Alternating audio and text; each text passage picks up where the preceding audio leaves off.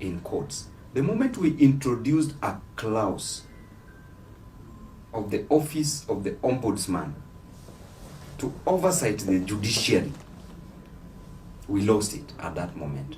But the person who brought it in knew that we would lose it at that moment, because judiciary would not pass something that was going to oversight them. Number two, the introduction of the 70 extra constituencies that was going to increase the wage bill.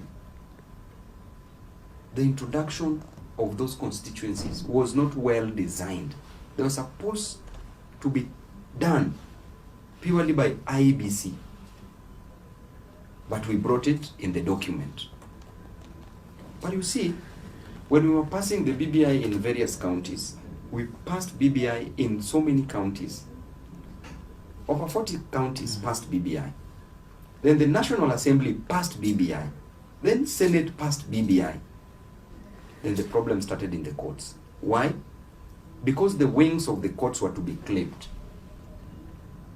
But even with that in place, if the president of this nation is the appointing authority, is the one who appoints judges, do you want to tell me if president would have taken his phone and told a judge to pass BBI, would it fail? It would have not failed. But when BBI failed, but before it failed, who were on our side? Literally everybody was supporting us.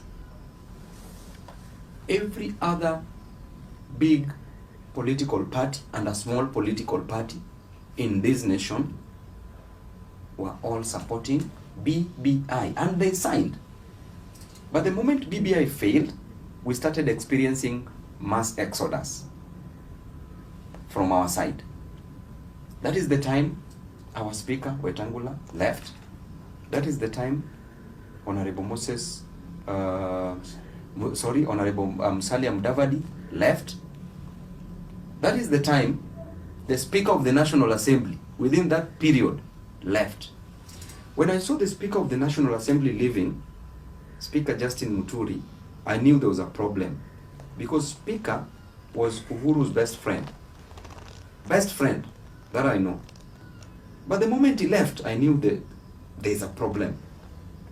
Do you remember there's a time the now President Ruto refused to greet Speaker Justin Muturi in Parliament? He just passed him because there was a problem between the two. But after that, Justin Muturi joined Ruto. Then after that, Waiguru of all the people, Waiguru has always been perceived to be very close to the former President Uhuru. When she had a problem, the alleged corruption case and the alleged Mwosho Moja at Capitol Hill, she was very close to Babu. Very close to Babu. Then out of nowhere, she just moved towards Ruto's. She went to Ruto's camp. So this tells you something, that people who were very close to President Uhuru, very close, were moving to Ruto's side, which means that there was unwritten law. There was some form of communication. There was some assurance that people were being given. Look at Alfred Mutua. Kalonzo having refused to move, but they needed some bit of Kamba votes, which they got around 100,000, although Kambas voted for Azimio largely. But that tilted the scale, because the 50% plus one was passed by around only 69,000 votes. But look at when Mutua moved towards the last minute. The last minute, which means that there was some form of communication. There's something that these people knew that we did not know.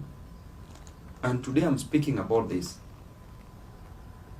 Fearing nobody, fearing nothing. But because I was at the center of everything also, I must speak about it.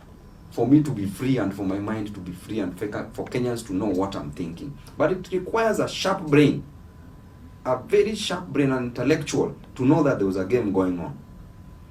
Then, let's fast forward.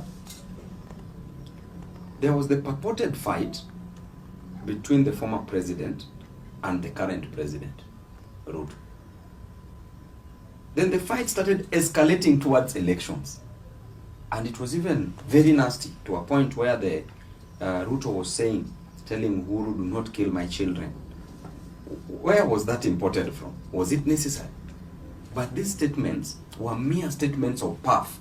In law, they are called misrepresentation, or mere statements of puff, meant to hoodwink Kenyans, to send smoke screens that, we are genuinely fighting. That, whatever we are planning ahead, the end must justify the means. Whatever we are doing, it doesn't matter. We can equally abuse each other. We can do whatever we want to do. But the end must justify the means. But let Kenyans know that we are fighting. Because why would Uhuru and Ruto fight if in 2002 Ruto stood with Uhuru against all odds? 2013, Ruto stood with Uhuru against all odds. 2017, Ruto stood with Uhuru. And they also went to ICC together. So what is it that went wrong between the two? Nothing. After all, you are advised that if somebody fights for you so much, and if you loses, you will always owe the person. But if you win, you will reward the person. So they fought in 2002, they lost together. So which means Uhuru owed Ruto. They fought in 2013 and 2017, they won together. Which means Uhuru had to reward Ruto. What is this thing that Baba did to Uhuru that Uhuru ought to have rewarded him? Nothing. Truth be told. But you see, having known that after the 2017 elections took place, we had to go for handshake. Why? Because the economy was going down. Without peace, without peace, the economy will always go down, because the economy of a state is controlled by the political activities of that state. And the political activities of a state controls the economy of a nation or of a state. But because there were several demonstrations, the economy was down, there are no jobs, people are crying left, right, and center because of hunger. The only best thing that ought to have been done was to go for handshake, so that people can go to their various jobs, children can go to school, people can do businesses. But that is where wisdom came in already. That you, as the president, let me bring Raila close, because we cannot rule without him. So what do? I have to handshake him. The new Ruto, as the deputy president, play opposition within the government. Historically and politically, any other person who was not in line with the president of this nation was either resigning voluntarily or made to resign. But this didn't happen with the then deputy president, who is Ruto. He didn't resign, but he played opposition within the government. Then Baba, having come with a clean heart, he who comes to equity comes with clean hands. That is a maxim. So Baba came with clean hands, but the other parties did not come with clean hands. The hands were hidden, and it reminds me of Adam Smith. Adam Smith said in his book that he wrote about the wealth of nations, the book called Wealth of Nations. Adam Smith said, it is not by the benevolence of the brewer, nor the chef, nor the waiter that you get to eat your dinner, but it is by their interest attached to it. Wealth of nations. So if you look at this, it was completely interest-based. That once I handle Baba, I will rule this country. But because I promised you, zangu kumi zako kumi, we have to fulfill this promise. Because we have the, in quotes, purported tyranny of numbers. So what do? Agree, play opposition, me I'm in government. Of course, I'm with Baba. He has agreed we work together. But what do? I bring in BBI. Because Baba must also explain to his people why he's gone for handshake, what he needs for us, for his people. Then he'll have to tell his people that BBI is coming, and BBI is about inclusivity. And therefore, we are going to form the next government, because even the current government is in support of the BBI. Then the BBI comes, then fails. Then after the BBI fails, then now election campaign starts. But let me stick with you, in quotes. But when we were campaigning, of course, campaigns were going on smoothly. But if 2017 elections were stolen, and there was a proof by the fact that the Supreme Court nullified the elections, then why did we have to go back to elections with Chebukati as the chairman of IBC? Why did we have to go back with him? We proposed in Parliament to remove Chebukati as members of Parliament. But we were told, we will handle Chebukati. The same deep state, in quotes, told us, we will handle Chebukati, so stay still. So we said, okay, let's stay still. Of course, they say that there's a quote that says that if you're walking and you don't meet with the devil, know that you're going in the same direction. So indeed, we were going in the same direction. We were going in the same direction with the devil. With the devil. Yes. You see. So I can tell you that at that moment we ought to have removed Chebukati. But again, we are being told that now, give us your IBC commissioners, give us 4 against 3. Then we produce 4, knowing very well that 4 are not powerful. The only person who holds powers there is who? The chairman. But chair is theirs. But we are convinced that we should not remove this chairman because he will deliver. Are you getting this? So, now that goes again. We go for elections. Then we are going for elections, even the polls, scientifically, personally, I'm a scientist. I did actuarial science, I'm an actuary. Yes. Even got first class honors already. I believe in those polls. I know those polls. There is no any firm that can meddle with its polls because they know that they're going to lose business after that. Mm-hmm. Should the results come contrary to what they predicted. Yes. Okay? So, all the polls were consistently talking about Baba winning elections. Okay? Yes. Then there comes the deep state. On 10th, on 9th, we went for elections. 10th, I talked to Baba. I called Baba, told Baba that I'm seeing we are losing elections. We are losing elections. But because Baba was also told that everything is fine, Baba told me that everything is fine. We will not lose these elections. Just be confident, do not panic. We are winning elections. But through my sources, I had received information that we are going to lose elections on 10th of August. Then after that, we are at Bomas. At Bomas, tactfully, when Ruto's people were losing elections, they were conceding defeat. How fast did they know? They were just trying to send signals that, our people are conceding, therefore you as Baba prepare to concede. They had already known the outcome of these results. But let me ask you, Muredi, in this country, election was done on 9th of August. By midnight, the sitting president must know who is the president. How? Because we stop voting at 6 p.m., counting starts at 6:30, and we are counting 700 ballot papers per polling station. Therefore, by 8 p.m., all 700 ballot papers are counted.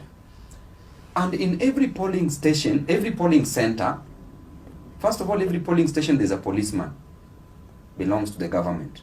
Every polling center, there is an NIS person that reports the results to the DCC. DCC reports to the regional commissioner. Regional commissioner. Regional commissioner reports to Kibicho. Kibicho reports to Matiang'i. Matiang'i to president, or Kibicho direct to president. Therefore, by 9 p.m., all results in this nation, because we start by counting the presidential ballot papers. So by midnight, the president Uhuru Kenyatta had known who won elections. Therefore, if Raila was defeated in quotes, we could still do something. Honestly, we had enough time. If Raila won, we could still protect his votes. Okay? Then intentionally, Ruto is leading as per our screens in the TVs. Then when Baba took over, when Baba was ahead of Ruto, then screens went off. No streaming of those results. So what was being done at that time? Is it not engineering or doctoring those results? But you're saying that by 10th, you'd already known that Ruto will win this election. So where is the doctoring coming in? I was being told, I did not know. I was informed that elections are going to be done to be in favor of Ruto. I have my sources. So you still believe Raila won this election? I'm telling you the truth. Raila won elections. I'm telling you the truth. By how many votes? Raila won elections. The only problem is that we would not know now because of the doctoring that took place. You see, I cannot say with certainty how many votes, but Raila won elections. Because election is a process.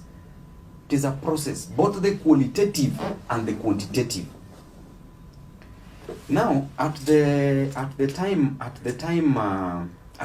of when we were at Bomas, you remember I used to tell people results even before they get to know of it. The question should be, how did you know this? But I have to protect my sources. But I also had my deep state somewhere that was working for me, because I had invested my time, resources, energy, and even my life in that election. So I had to add my backup plan, which was giving me proper information. Now, let me ask you, before results were announced, the United States of America, the embassy, they issued travel advisory to Kisumu. Why Kisumu?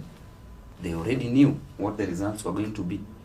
Before the results were announced, before the ruling was declared by the Supreme Court, another travel advisory to where? To Kisumu, by the United Nations. Why the hurry? So what does that tell you? If Uhuru wanted Raila to win elections, number one, would Koome be the Chief Justice? No. He would leave it to Ouko, because he would tell him, okay, me, I'm leaving. I want to leave you with the Chief Justice. Ouko was overqualified. Okay, let Ouko be the Chief Justice. But why Koome? What was being planned? Are you seeing these things? Because if I'm not interested, then why should I insist on Koome? I should just leave it to who? To Ouko, in case of anything. But suppose there is Koome, then things would be protected again. Then that brings us back to again the long con. So there's a day I called Kibicho. I told Kibicho, the way things are moving, we need to act very fast. So he asked me, Babu, what do we do? I told him, Kibicho, we need to arrest Chebukati immediately for bungling elections. Do you know what Kibicho told me? Babu, wacha vita, wacha vita. Nikasema, what is happening na huyu mtu? Was this part? Was this? I'm telling you the truth. This man was supposed to be our person. Yeah. But what is happening? Wacha vita. Nikamwambia, no, it is you to arrest Chebukati for bungling what? Elections. Then Cherera to announce Baba as what? As one. As the winner. You see. Or we go for a rerun. A rerun. Because the election is already being bungled. Hey, nikasema yenyewe this was a fake deep state. Aya, let me ask you, Matiang'i. Matiang'i was part of us. At what point did Matiang'i apply for the job of the United Nations, went for an interview, won and was passed, and when election results were announced, he was already called to go and work?